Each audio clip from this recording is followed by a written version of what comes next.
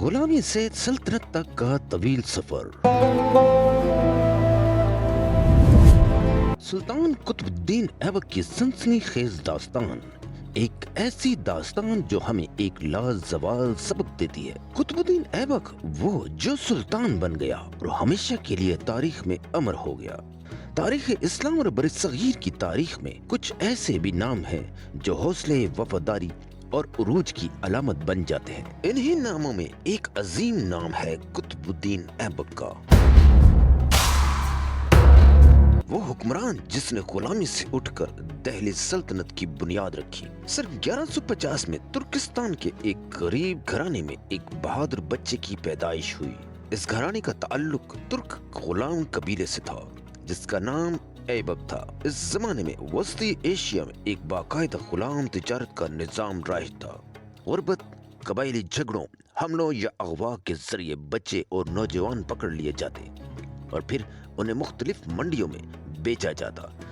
کچھ ایسے ہی حالات میں قطب الدین ایبک بھی اپنے بچپن میں ہی اپنے خاندان سے جدا ہو گئے اور انہیں نشاپور لگنے والی غلاموں کی منڈی میں لایا گیا۔ وہاں انہیں ایک مشہور مسلمان بزرگ ابو حنیفہ کی اولاد میں سے ایک مشہور تاجر اور قاضی فخر الدین عبدالعزیز کوفی نے خرید لیا۔ یہی وہ موڑ تھا جہاں سے ان کی قسمت نے کروٹ لی۔ فخر الدین نے جب بچے سے نام دریافت کیا تو بچے نے نام بتانے کی بجائے کہا کہ جناب، میں نے نام بتایا تو یہ میرے نام کی توہین ہوگی۔ میں آپ کا غلام ہوں، اس لیے آپ جس نام سے بھی مجھے پکاریں گے وہی میرا نام اور میری پہچان ہوگا۔ یہ سن کر وہ تاجر ورطہ حیرت میں مبتلا ہو گیا، مگر اسے یہ بات بہت پسند آئی کہ بچے میں عزت نفس کا احساس ابھی بھی زندہ ہے۔ تاجر نے اس بچے کی پرورش اور تربیت کا ذمہ اٹھا لیا اور پھر اس پر خوب توجہ دی۔ قاضی صاحب نے انہیں تعلیم دی، گھڑ سواری سکھائی، تیر اندازی اور تلوار بازی کی تربیت دی۔ جلد ہی قطب الدین ایبک ایک ماہر سپاہی بن گئے۔ یہ بچہ شروع سے ہی بہادر اور جنگی مہارت حاصل کرنے کا شوق رکھتا تھا۔ بہت ہی کم عرصے میں اس نے گھڑ سواری، تلوار بازی اور تیر اندازی میں ایسی مہارت حاصل کر لی کہ تاجر خود حیران رہ گیا۔ غزنی کا شہنشاہ سلطان شہاب الدین غوری ایک دن گھوڑوں کی دوڑ کا مقابلہ دیکھ رہا تھا۔ یہ تاجر اس غلام کو لے کر سلطان کے پاس جا پہنچا اور کہا کہ حضور، میرے اس غلام کا گھڑ سواری میں کوئی بھی ثانی نہیں۔ سلطان مسکرائے اور لڑکے سے پوچھا کہ تم کتنا تیز گھوڑا دوڑا سکتے ہو؟ سلطان کے اس سوال کا جواب قطب الدین ایبک نے نہایت ہی ادب کے ساتھ دیا کہ حضور، گھوڑے کو تیز دوڑانا کوئی مہارت نہیں بلکہ اسے اپنے تابع بنانا اصل مہارت ہے۔ سلطان شہاب الدین غوری نے حیرانگی سے ان کی طرف دیکھا اور ایک بہترین گھوڑا منگوایا اور ان کے حوالے کیا اور کہا کہ کیا تم اس گھوڑے کو اپنا فرمانبردار بنا کر دکھا سکتے ہو؟ قطب الدین ایبک برق رفتاری کے ساتھ گھوڑے کی پیٹھ پر سوار ہو گئے اور گھوڑے کو کچھ دور تک دوڑا کر لے گئے۔ پھر وہ واپس پلٹ کر آئے تو لوگ یہ دیکھ کر حیران رہ گئے کہ گھوڑا واپسی پر بھی اپنے ہی قدموں کے نشانات پر چلتا ہوا آ رہا ہے۔ اپنی غیر معمولی صلاحیت، گھڑ سواری اور ذہانت سے انہوں نے سلطان کا دل جیت لیا۔ سلطان نے انہیں خرید کر اپنے خاص غلاموں میں شامل کر لیا۔ یہ وہ موڑ تھا جہاں سے قطب الدین ایبک کی اصل ترقی شروع ہوئی۔ ان کی ذہانت اور مہربان طبیعت نے سلطان کی توجہ اپنی طرف مبذول کرا لی۔ ایک مرتبہ سلطان شہاب الدین غوری نے اپنے غلاموں میں تحائف تقسیم کیے، مگر قطب الدین ایبک نے اپنا حصہ بوڑھے بزرگوں میں بانٹ دیا۔ قطب الدین ایبک کی اس دریا دلی سے متاثر ہو کر سلطان شہاب الدین محمد غوری نے انہیں اعلیٰ عہدے پر ترقی دے دی۔ قطب الدین ایبک نے جلد ہی اپنی وفاداری اور قابلیت سے سلطان کا دل جیت لیا۔ سلطان نے انہیں شاہی استبل کا نگران بنایا جسے امیر اخور کہا جاتا ہے۔ یہ ایک اہم عہدہ تھا کیونکہ فوجی گھوڑے سلطنت کی طاقت ہوا کرتے تھے۔ اس عہدے پر صرف ذہین اور قابل اعتماد شخص کو ہی مقرر کیا جاتا تھا۔ رفتہ رفتہ وہ سلطان کے قریب ترین اور بااعتماد ساتھی بن گئے۔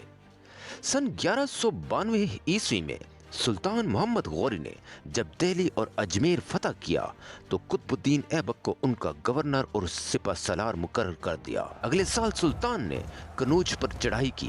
اس سپہ سالار قطب الدین ایبک نے اپنی وفاداری اور سپہ سالاری کا ایسا جوہر دکھایا کہ ایبک کی وفاداری اور بہادری سے متاثر ہو کر شہاب الدین محمد غوری نے اسے اپنا بیٹا قرار دے دیا اور فرمان فرزندی عطا کیا، ایک سفید ہاتھی بھی انعام میں دیا۔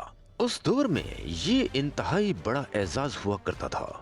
یہ وہ عظیم حکمران تھا جس نے دہلی سلطنت میں اسلامی حکومت کی بنیاد رکھی۔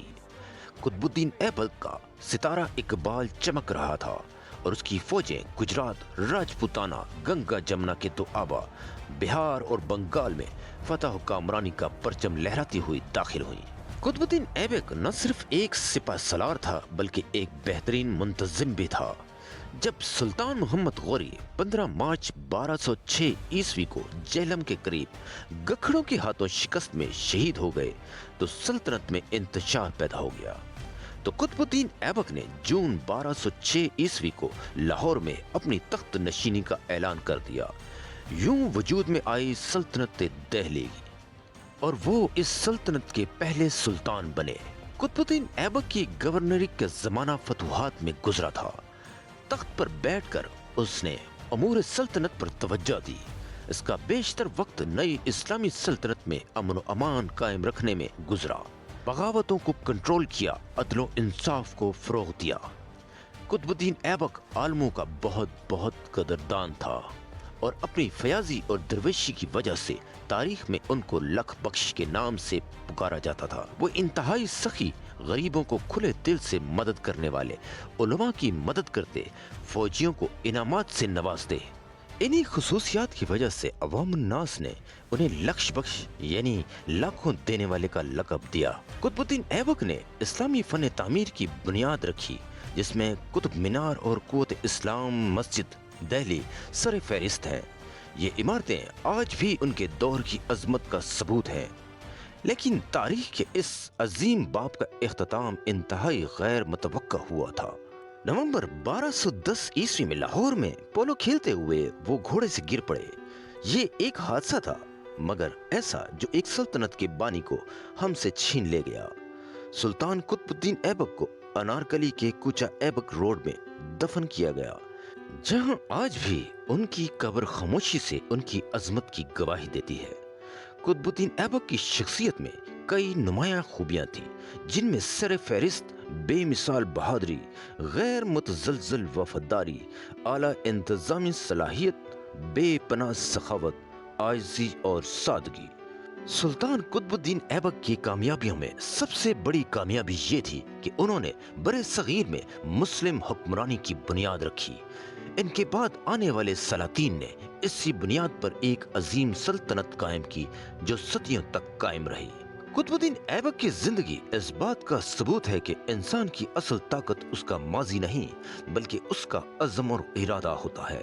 قطب الدین ایبک کی زندگی ہمیں ایک لازوال سبق دیتی ہے، یعنی غلامی کمزوری نہیں ہوتی، غربت رکاوٹ نہیں، اصل طاقت ہوتی ہے عزم، کردار اور ہمت۔ ایک غلام جو سلطان بن گیا اور ہمیشہ کے لیے تاریخ میں امر ہو گیا۔ یہ کہانی ہمیں ایک سبق دیتی ہے کہ طاقت، عروج اور سلطنتیں ہمیشہ قائم نہیں رہتی، لیکن ہمت، بہادری اور ایمان ہمیشہ زندہ رہتے ہیں۔ تو دوستو، یہ تھی کہانی اس غلام کی جو غلامی سے سلطان بنا اور تاریخ میں ہمیشہ کے لیے امر ہو گیا۔ اگر آپ کو ایسی ہی سچی اور سنسنی خیز اسلامی تاریخ پسند ہے تو اس ویڈیو کو لائک کریں اور چینل کو ضرور سبسکرائب کریں اور کمنٹ میں اللہ اکبر لکھ دیں تاکہ ہم آپ کے لیے ایسی مزید تاریخی داستانیں پیش کرتے رہیں۔ شکریہ۔